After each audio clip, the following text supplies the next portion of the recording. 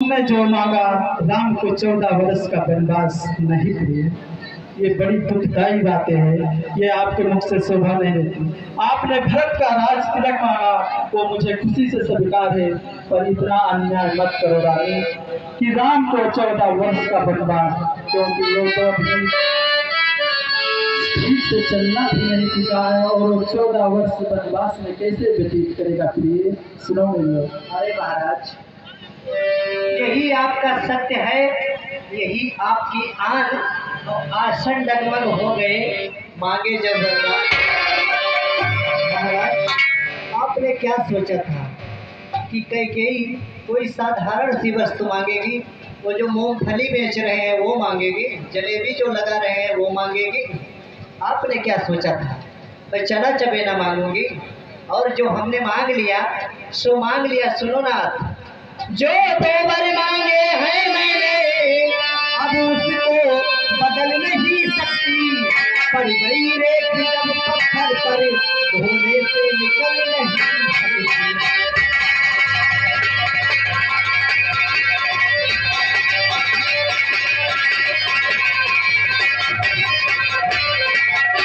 और सुनो महाराज, अगर आपको ज्यादा दुख हो रहा है तो मैं आपको एक उपाय और बता रही हूँ। ओहो रानी, क्या कहना चाहता बता दो। यदि हृदय आपका दुखता है तो एक उपाय बताती हूँ। बूढ़ी आंखों के आगे ही वह सरल उपाय है।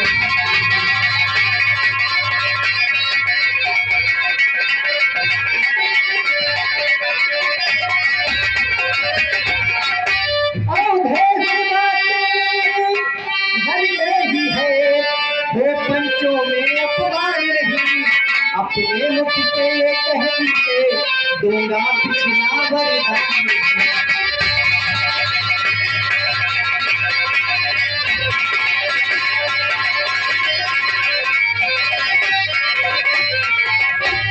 देखो स्वामी, ऐसा है कि यहाँ केवल मैं हूँ और आप हैं, तीसरा कोई नहीं है। मैंने आपसे मांगा, आप देने में लाचार हैं, विवश हैं, असमर्थ हैं, तो आप अपनी जुबान से यही कह दीजिए कि कैकेयी जो तूने दूसरा वरदान मांगा है मैं तुझे नहीं दे सकता, मैं विवश हूँ, मैं उप नहीं करूँगी ना, मैं हमेशा के लिए अपनी जुबान को खामोश कर दूँगी। क्योंकि नारी जात को शुरू से ही दबाई गई है, उसका तिरस्कार अपमान तो सदियों जुगों जुगों से होता चला आया है। मैं कुछ नहीं। सुनो मेरी बात को। ओ नीच बुद्धि वाली नारी, ऊंचे से हमें गिराती है, ऊंचे से हमें गिराती है। हमारा जीवन है, इससे तू हमें गिराती है।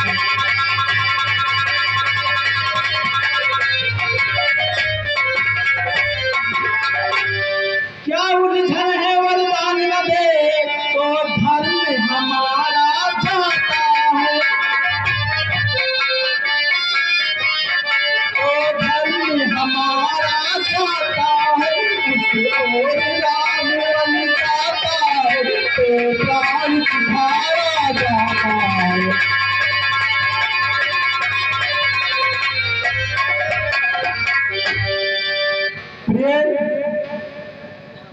तुमने सोचा कि मैं वरदान ना दूं, पर सुनो, मैं रघुकुल का एक क्षत्रिय हूँ, भले हैं हमारे प्राण को चले जाए पर हम अपने वचन से मुकरेंगे नहीं।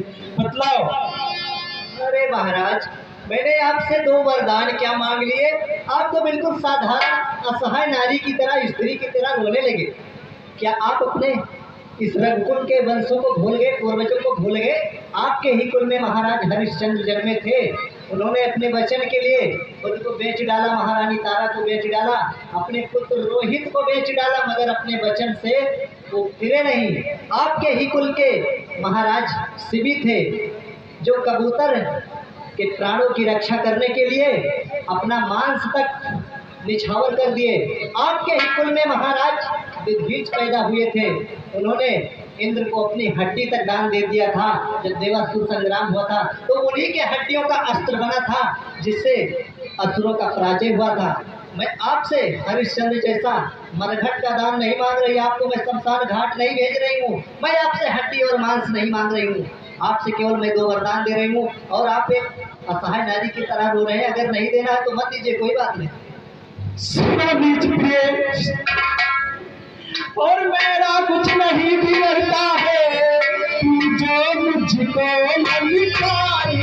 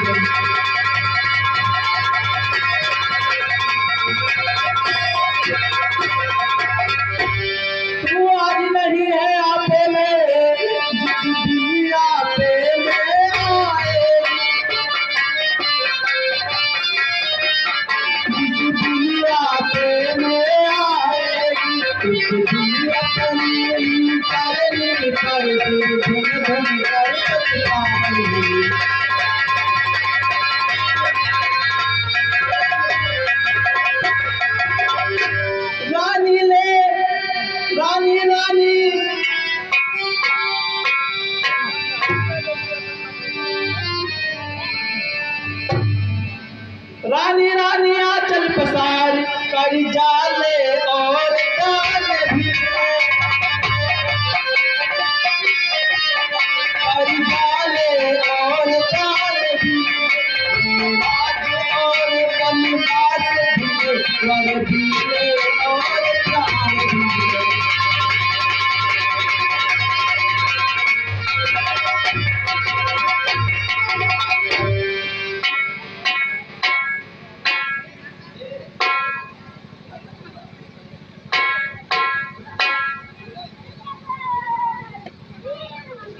मंत्री सुमंत जी यहाँ आइए।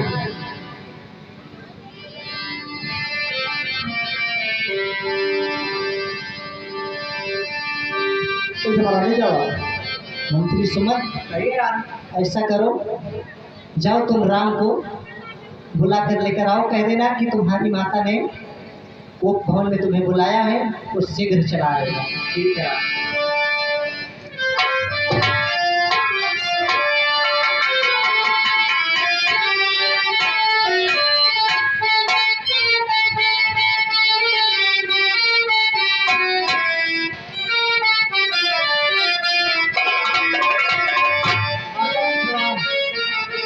मेरे लाल राम, माता, तुम यही सोच रहे होंगे कि पिताजी इस हाल में क्यों पड़े हैं। हाँ माता, मैं तो यही सोच रहा हूँ। और माता जी क्यों इस अवस्था में है, इसका कारण तुम जानना चाहते हो ना। हाँ माते, तो मैं तुम्हें बता रही हूँ। मेरे लाल सुनो, हो तुम बारी बारी ये सोच रहे किस दुख ने इन्हें दबाया है।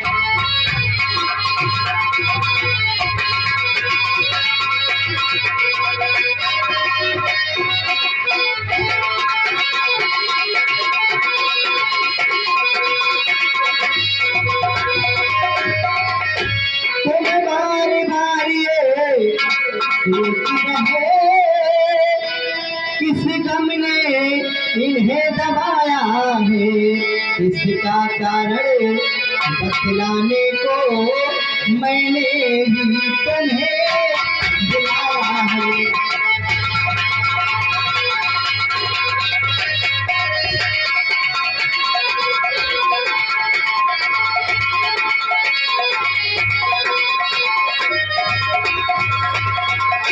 है ज्ञात तुम्हें तुमसे इनको अत्याधिक प्रीति और ममता है, ये उसी मोह का चक्कर है जो इनकी बुरी अवस्था है।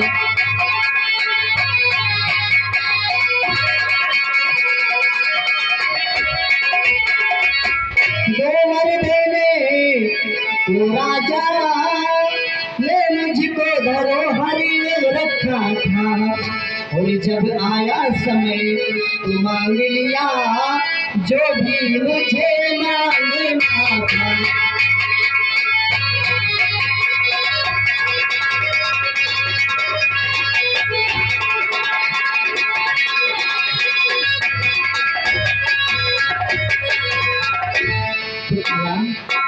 देखो मैं तुम्हें बता रही हूँ कि तुम्हारे पिताजी के पास मेरे 2 वर धरोहर के रूप में थे।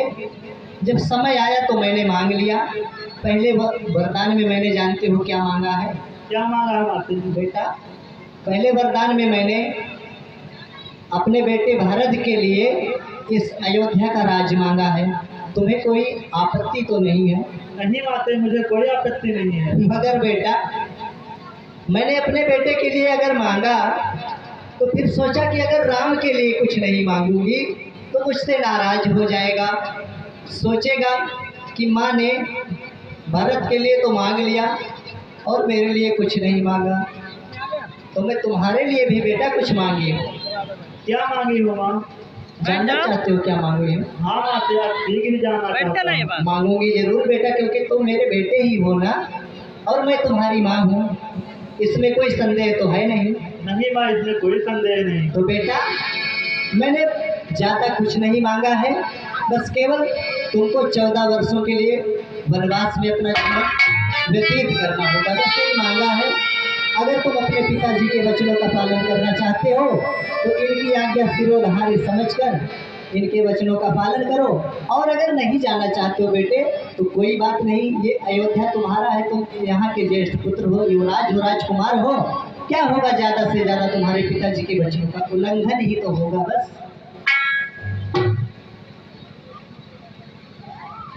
बड़ भागी वहाँ बेटा है जो पिता का आज्ञाकारी है।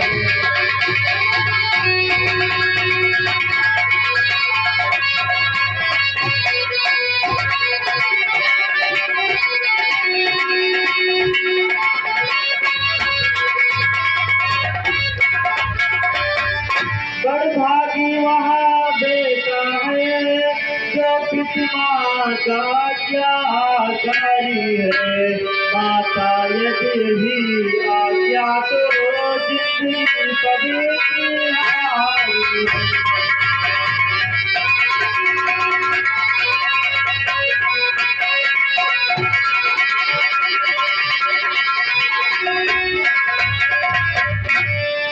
सच कहते हैं मनी बहुत भारी है। सच कहते हैं मनी है तिलक बहुत भारी है। भरत प्राण के प्यारे को जिसने आनंद अपार है।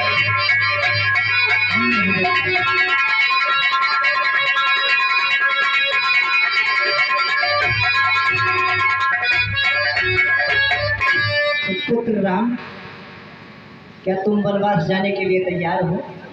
हाँ माते, मैं वन जाने के लिए तैयार हूँ। अपने पिताजी की आज्ञा मानोगे?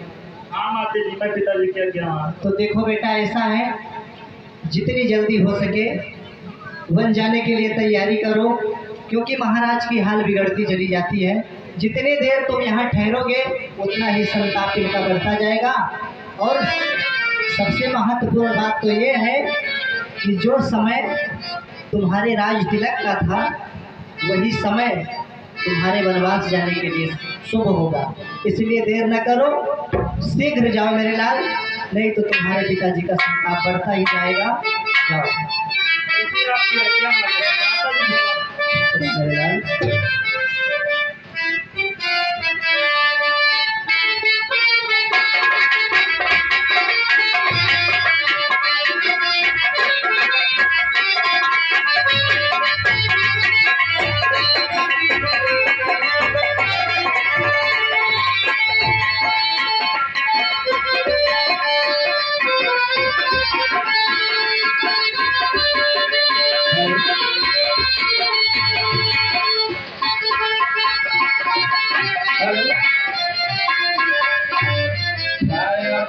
की तरह या समाज जना 14 वर्षों के लिए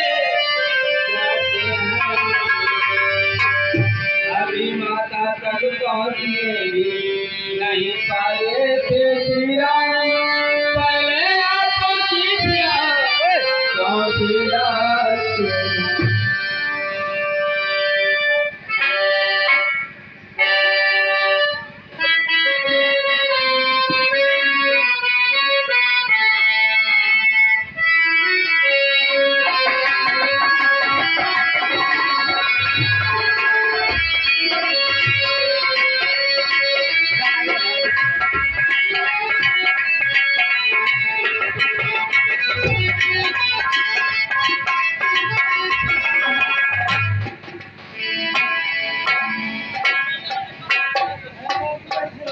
गुज्जर जो बनाएगा यार।